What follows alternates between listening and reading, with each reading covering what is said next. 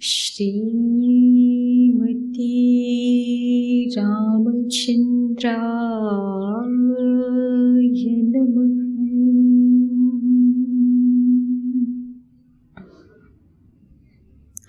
आपदामपहर्तारम्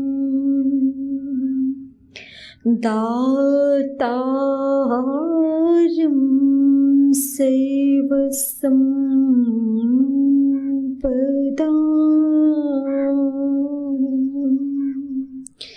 लोकाभिरामं श्रीरामं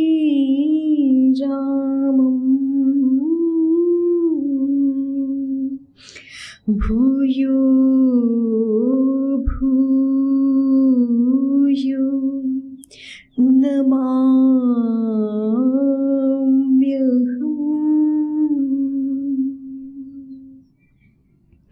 भूयो भूयो नमाम्यहम्।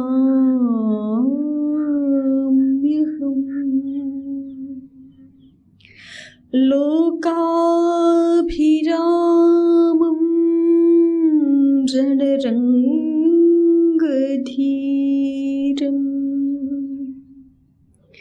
लोकाभिरामं रणरङ्गधीरम्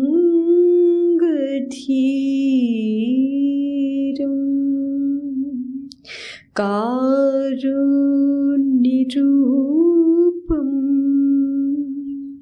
करुणाकरं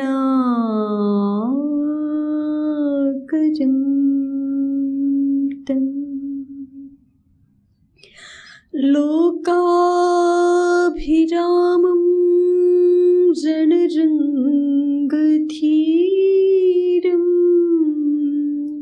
राजीवनेत्रम् रघुवंशनाथम् कारुण्यरूपं करुणाकरं तं श्रीरामचन्द्रं शरणं प्रपद्ये।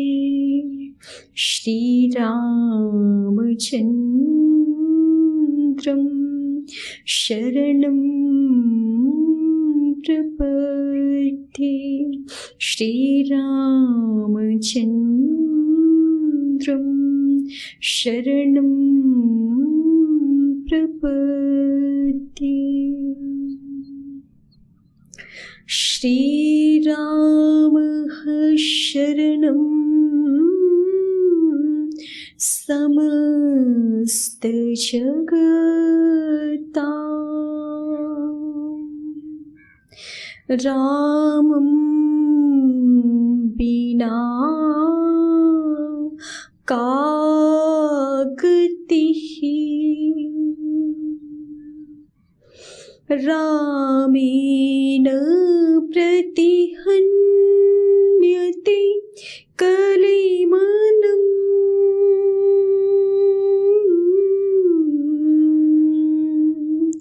रामाय कार्यं नमः।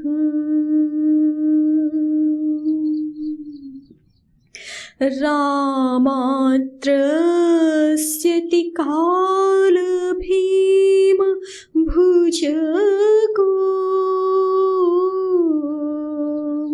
रामस्य सर्वं वशे। रामे भक्तिरखण्डिता भवतु मे। रामे भक्तिरखण्डिता भवतु मे। राम त्वमेवाश्रयः राम त्वमेवाश्रयः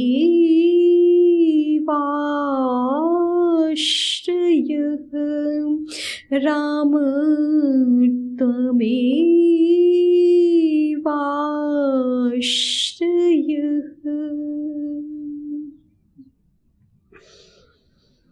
श्री सहित दिनकर बंसभूषण काम बहु छवि सोहई नव अम्बुधर बरगात अंबर पीत सुर मुनि मोहई मुकुटांगदादि विचित्र भूषण अंग अंगनि प्रतिसजी अम्भोजनयन विशाल उर्भुज धन्य नर निरखन्ति जे अम्भोजनयन विशाल उर्भुज धन्य नर निरखन्ति जे धन्य नर निरखन्ति जे।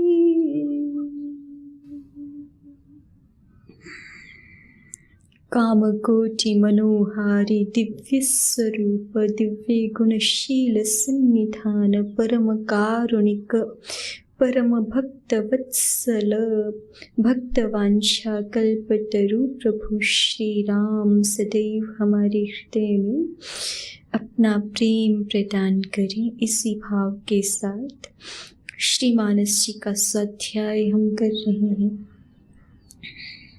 गोस्वामी तुलसीदास महाराज जी ग्रंथ के प्रारंभ में इस सारी की सारी समष्टि को संपूर्ण विश्व को अपना प्रणाम निवेदन कर रहे हैं। संत जनों की एक दृष्टि एक भाव विशेष होता है जिसको भगवत दृष्टि या ब्रह्म भाव इस नाम से भी कहते हैं।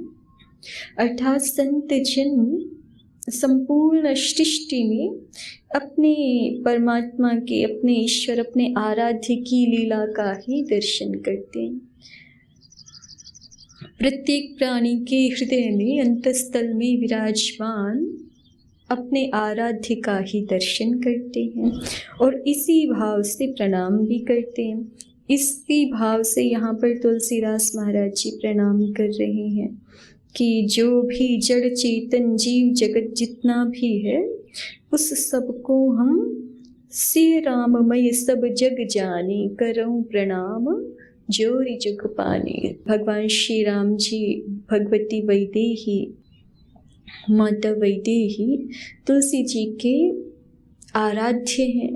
तो श्री राममय सब जग जानी सारा का सारा संसार चाहे वो हमें बाह्य रूप में कैसा भी क्यों ना दिखाई पड़ता हो उस सारे संसार को श्री राममय ही जान करके भगवतमय ही जान करके तुलसीदास महाराज जी प्रणाम कर रहे हैं। तो इसी प्रणाम के क्रम में पूर्व में साधु जनों की महिमा का वर्णन किया और फिर इस संसार में दुर्वृत्ति के जो प्राणी हैं जो राजसिक तामसिक आदि मलिन स्वभाव के प्राणी हैं उनके भी स्वभाव का यत्किंचित तुलसीदास महाराज जी ने यहाँ पर वर्णन किया है। और उस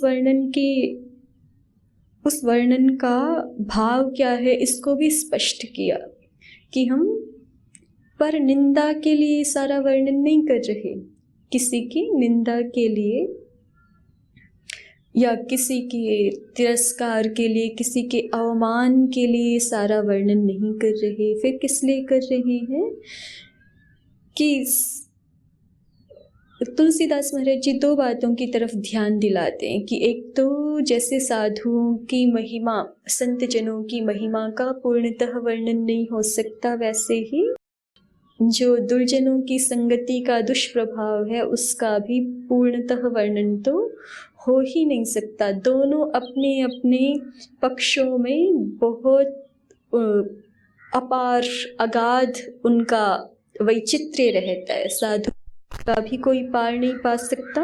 और इस तरह से दुर्जनों के संग का, कुसंगति का भी, उनके भी रोष का, क्रोध का कोई पार नहीं होता। दोनों ही पक्ष की गाथाएं अगाध हैं, अथाह हैं, लेकिन फिर भी हमने कुछ वर्णन किया है तो वो वर्णन इस दृष्टि से नहीं किया है कि हमें दोषों का वर्णन करना है या उनकी निंदा करनी है या उनको कम बताना है, इस दृष्टि से, इस भाव से नहीं किया। तो फिर किस भाव से किया? तो कहते हैं संग्रह त्याग न बिनु पहचाने। इस भाव से किया है कि जब तक हमें किसी वस्तु की,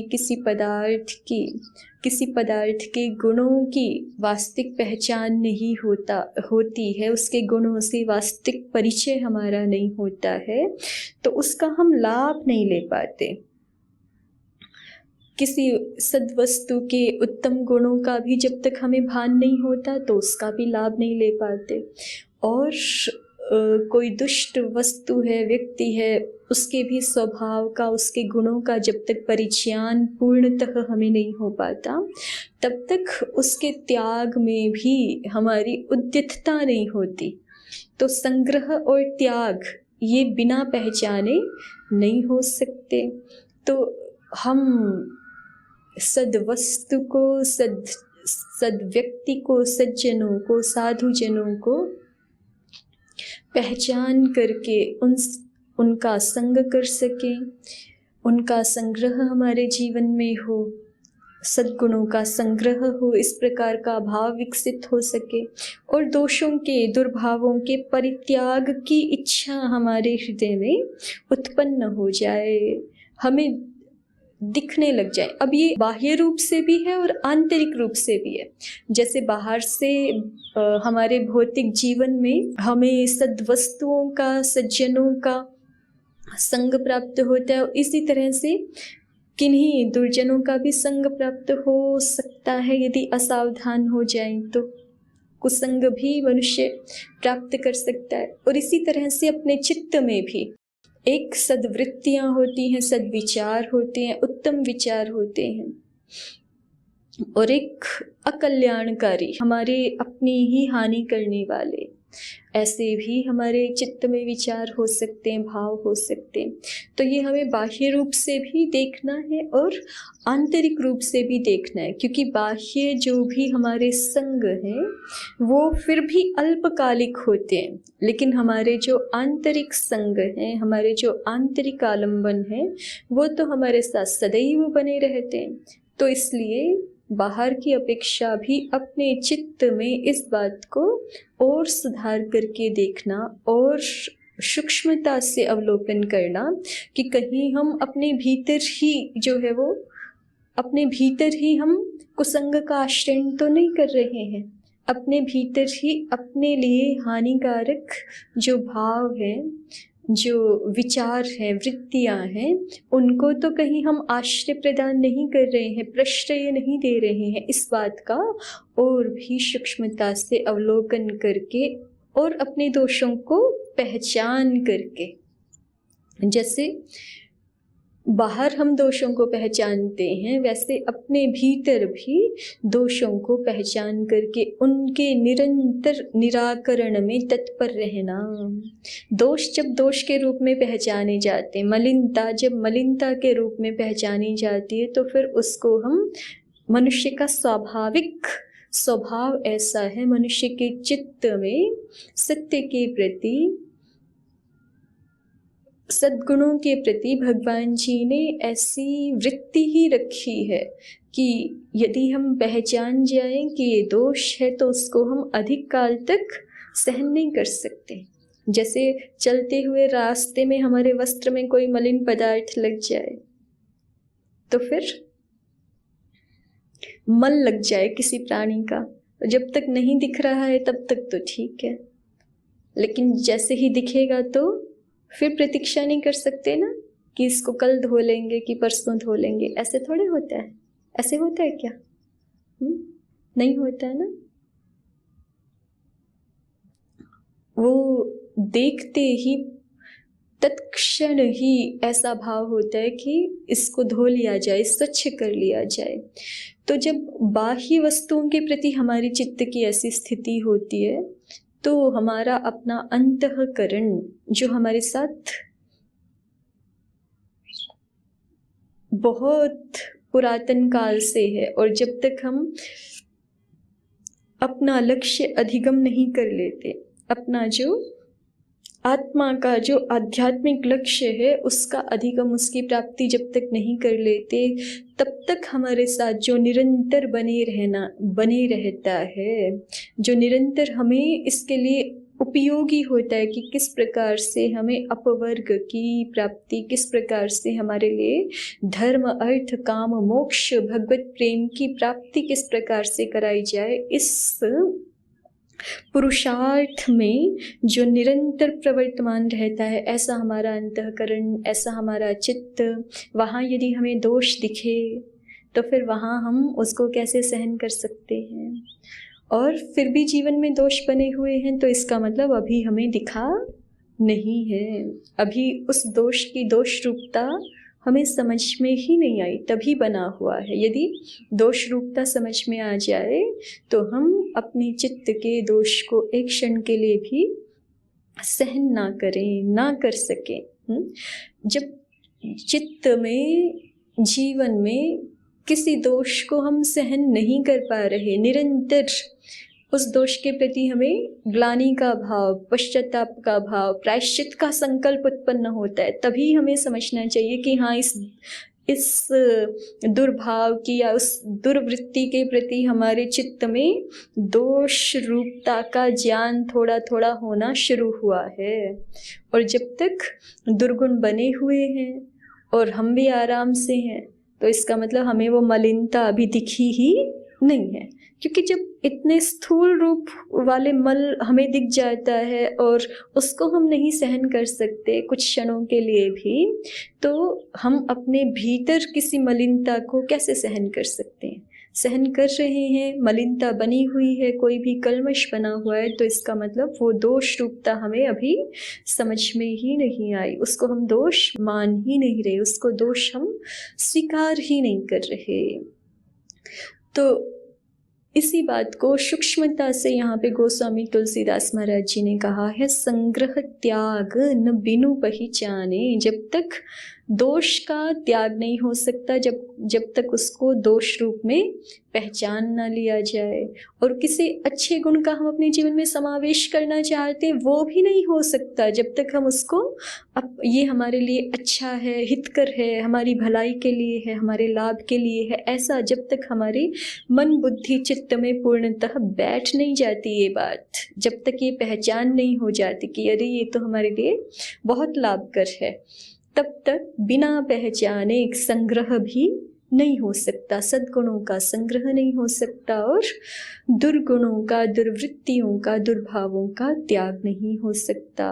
तो तुलसीदास महाराज जी कहते हैं कि चूंकि संग्रह और त्याग बिना पहचान के होता नहीं है, इसी दृष्टि से हमने कुछ वर्णन यहाँ पर किया है, थोड़ा सा वर्णन किया है कि कुसंग की स्थिति कैसी होती है और सत्संग की स्थिति कैसी होती है, साधु जनों के गुण क्या होते हैं, और जो दुष्ट जन हैं उनके बुरे गुण क्या होते हैं, उनकी बुराइयां क्या होती है, इसका इस दृष्टि से थोड़ा सा वर्णन किया है। तो ये सद्बुद्धि हमें निरंतर प्राप्त रहे, स्वाध्याय के क्रम से, स्वाध्याय के प्रसंग से, जब हम साधुजनों के द्वारा प्रणीत सद्ग्रंथों का निरंतर अनुशीलन करते हैं, तो ये अनुशीलन हमारे चित्त को शुद्ध करता है, और चित्त की शुद्धि के द्वारा हमारे चित्त में वो सामर्थ्य, वो बल जो किसी सद्गुण को अपनाने के लिए और किसी दुर्गुण के नाश के लिए आवश्यक होता है, वो बल हमें साधुजनों की संगति से, सत्य शास्त्रों के स्वाध्याय से प्राप्त होता है। तो इस प्रकार से गोस्वामी तुलसीदास महाराज जी इस वर्णन के द्वारा, ये बता रहे हैं कि संसार तो त्रिगुणात्मक ही है। इस संसार में तो अच्छाई बुराई दोनों मिली हुई है, भलाई भी है और बुराई भी है। लेकिन गुण दोषमय इस संसार में, जो कि सृष्टिकर्ता की, विधाता की रचना है, इसमें संत जनों का स्वभाव हंस के समान होता है, निष्ठुर विवेकी होता है। वो दुर्गुणों को त्याग देते हैं और सद्गुणों को पय के समान, दुग्ध के समान ग्रहण कर लेते हैं। ऐसा विवेक संत जनों के हृदय में प्रकाशित होता है, क्योंकि संत जो है वो परम संत भगवान जी से मिले हुए होते हैं, निरंतर संबद्ध होते हैं। तो उनके हृदय में तो जैसे भगवान जी को माया नहीं बांधती है ना। मानस में ही आगे एक प्रसंग आएगा अंतिम में, कि जैसे कोई जादूगर होता है तो उसका पहले बहुत दिखाते थे लोग जो है वो गलियों में घूम घूम के, और जादूगर का एक जमूरा भी होता है ना, सुना आप लोगों ने? एक जमूरा भी होता है उसके पास, और वो जो है वो अलग अलग प्रकार के खेल तमाशे आदि ये सब दिखाते हैं। लेकिन अब जादूगर का जो भी उसका मतलब उसके हाथ की सफाई होती है कहिए, या वो आँखों को हमारी इस तरह से प्रभावित करता है कि हम उसमें वास्तविक वो नहीं देख पाते, लेकिन वो कई प्रकार के हमारे सामने खेल तमाशे इत्यादि करके दिखाते हैं। तो उसकी माया में, जो जादूगर की माया होती है, उसमें एक तरह से हम तो फंस जाते हैं। जो दर्शक होते हैं वो तो प्रभावित हो जाते हैं और फंस जाते हैं, उनको ऐसे लगता है यही सत्य है जो दिखा रहे हैं। लेकिन वो जो जमूरा होता है वो फंसता है क्या? नहीं फंसता ना। उसको तो पता होता है सारा कि ये कैसे कर रहे हैं, क्या हो रहा है, उसको तो पता है। तो बिल्कुल इसी तरह से जैसे जादूगर की जो भी जादूगरी है या जो माया है वो उस जमूरे को प्रभावित नहीं करती, ऐसे ही जो निरंतर भगवत भाव में, निरंतर भगवान जी के दास्य भाव में रहने वाले, उन्हीं के आश्रय में रहने वाले संत जन होते हैं, वो चाहे कितनी ही बलवती माया हो, लेकिन चूंकि वो भगवान जी के शरणापन्न हैं, इसलिए वो माया उनको प्रभावित करती नहीं है, वो माया उनको फंसा नहीं पाती है। दैवी शेषा गुणमयी मम माया दुरत्यया मामेव ये प्रपद्यन्ते माया में ताम तरन्ति ते। भगवान श्री कृष्ण जी ने स्वयं ही कहा है कि मेरे आश्रय में जो, मेरे आश्रय को जो ग्रहण कर लेते हैं, सदाश्रय को जो ग्रहण कर लेते हैं, वो इस माया को, वो इस दुस्तर माया को तर जाते हैं। तो परम संत शिरोमणि स्वयं श्री भगवान ही हैं, उनके ही आश्रय में समस्त संत जन, साधु जन अपना परम विश्राम पाते हैं, अपना आश्रय ग्रहण करते हैं। तो इसलिए उनको माया नहीं बांधती, और उनको माया नहीं बांधती क्योंकि तो परम ज्ञान के, परम बल के, विद्याओं के स्रोत से चूंकि ये संत जन साक्षात संबद्ध होते हैं, संयुक्त होते हैं, इसलिए इनके हृदय में भी ज्ञान का, विवेक का प्रकाश सदैव प्रकाशित रहता है। और इसलिए फिर संत हंस गुण गहहि, इसलिए फिर हमें उनकी जो संसार में लीला होती है, संत जनों का जो जीवन होता है, वो इस प्रकार का देखने में आता है कि वो इस संसार में, इस मतलब संसार को, यदि हम भौतिक संसार को एक तरह से कर्दम की भांति, कीचड़ की भांति भी कहें, तो उसमें वो कमल की भांति रहते हैं। ब्रह्मण्याधाय कर्माणि संगम करोति, संगम त्यक्त्वा करोति यह लिप्यतेन स पापेन पद्मपत्रम मिवाम्भसा। क्योंकि उनके समस्त कर्म पर ब्रह्म में ही अर्पित होते हैं, तो इसलिए वो इस संसार में रहते हुए भी उनका जीवन, स्वभाव, उनकी चर्या सारी इस प्रकार की देखने को मिलती है कि वो संसार में होते हुए भी संसार में नहीं है। वो हमें संसार में दिखते हैं, लेकिन वो हैं भगवान में ही। उनके लिए संसार संसार नहीं है, उनके लिए संसार जो है वो भगवतमय ही है, ब्रह्ममय ही है। तो ऐसे संत जन निरंतर गुणग्राही होते हैं। ऐसे संत जनों का सानिध्य करके पुनः अन्य जो सामान्य जन हैं वो भी अपने जीवन को दोषों से निर्मुक्त कर सकते हैं और अध्यात्म मार्ग का, सन्मार्ग का अनुसरण कर सकते हैं। तुलसीदास महाराज जी इसी और ध्यान दिला रहे हैं कि ऐसा विवेक संत जनों को ही प्राप्त होता है कि इस संसार की दुस्तर माया का पार पा सकें। संत जनों के हृदय में ही ऐसा विवेक प्रकाशित होता है। तो संत जनों के सानिध्य से ही हम सन्मार्ग का आश्रयन कर सकते हैं। इसलिए बारंबार संत जनों के श्री चरणों की वंदना कर रहे हैं और ये वर्णन कर रहे हैं कि किस प्रकार से अन्य जन भी, सामान्य जन भी संत जनों के आश्रय से अपने जीवन में भगवत भक्ति को, भगवत प्रेम को, सन्मार्ग को प्राप्त कर सकते हैं। आगे इस वर्णन को और हम लोग विस्तार से जानेंगे। अद्य तावदेव।